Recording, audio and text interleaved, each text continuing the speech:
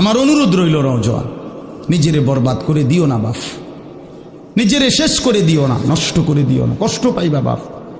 একদিন কবরে তোমার 14 গোষ্ঠীর কেউ থাকবে না, একদিন হাসরের ময়দানে তোমার পাশে কেউ থাকবে না, তুমি শুধুই একা। আল্লাহ তাআলা বলছেন, বান্দা আমি এত বড় কোরআন নাজিল করলাম, তারপরে আর কি বললে তুমি ঈমান আনতে? আর কেমনে বলতাম আমি? নবীজি জিজ্ঞেস করবে, খোদার কসম নবী জিজ্ঞেস করবে, উম্মত 23টা বছর আমি দিন রাত কাঁদছি রে উম্মত, তুই জানোস না উম্মত আমি তোর জন্য কি পরিমাণ কাঁদছিলাম।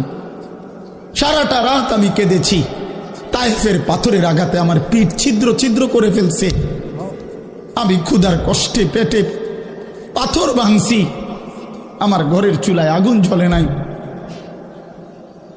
আমি দান্দার শহীদ করে সারাটা দেহ রক্ত মাখা হয়ে বেহুশ হয়ে উহুদের প্রান্তরে পড়েছিলাম, এত কাঁদলাম, এত রক্ত ঝরাইলাম, 23 বছরের বিনিময়ে উম্মত আমি বুঝি তোর কলজাটা নরম করতে পারলাম না। কি বলবেন ভাইয়া?